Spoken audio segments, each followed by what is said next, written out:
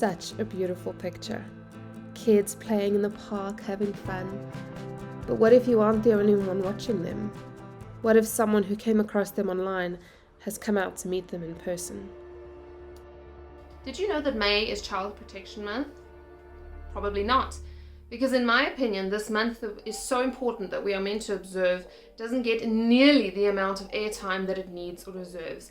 And I think it's because the parents of today don't quite see the difference between the way they lived 20 years ago and the way their kids are growing up now. You see, when you were a child, you probably spent a lot more time outdoors, in the sun, getting your vitamin D, playing with your friends, and when it was time to go to bed, you slept really well. You built your social skills by playing games with other people who were actually in the room. And when you read a book, it was a book with pages. But the youth of today have it very differently, purely as a result of the changes that technology has brought over time. If they need to do research for a school project, they sit at home, open a device, and go online.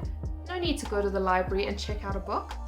Speaking of books, if they want to read their textbooks nowadays, they're often on a tablet.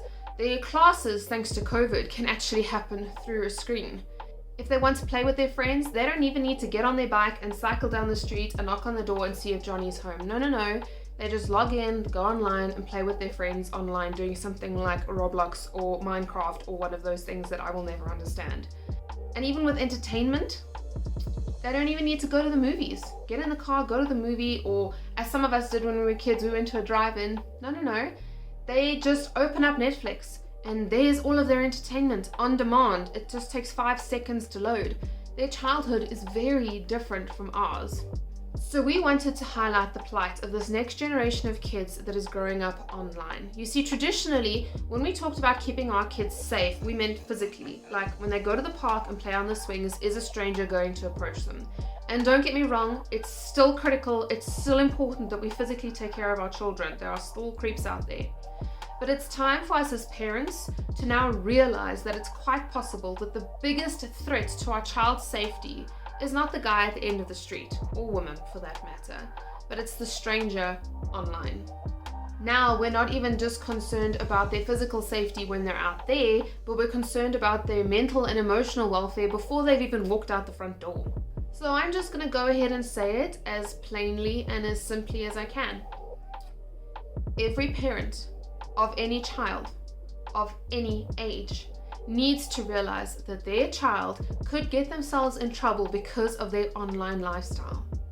You cannot sit there and say, oh, but those things will never happen to my child. What things, you ask?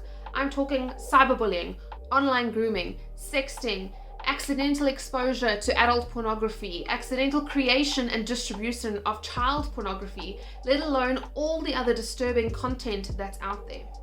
All the bad things you would never want for your child can easily happen to them online, or it can start online and then move into the physical world. You may have noticed that I'm filming this video in my bedroom, which is a little bit odd. I always swore that I would never film any of our content for our channel in my room, but I really wanted to make this point. You see, often the devices that our children have access to and the conversations they are having online is like inviting a stranger into their bedroom through their screens. What starts as some random stranger liking their profile picture can lead to online grooming, sexting and requesting nudes, and before you know it, that creep might actually decide to use what you have posted on your social media page, parent, to track down your child and catch them as they come out of school. It happens. Realize that it happens. There's plenty of free content available out there to equip you to raise a mature and responsible digital user. I want you to check out some of these pages over here, but before you even go there, go onto YouTube and look at Childhood 2.0. It's a freely available documentary and it will really open your eyes to what these kids are going through. Being a parent is hard and overwhelming, and sometimes just flat out terrifying. But at the end of the day, you have a role to play in making sure that your kids are safe online. So please do the best that you can. Please follow any one of our social media pages to keep up to date with how you can protect yourself, your family, and especially your children from the dangers that lurk in the online world. Have a good day.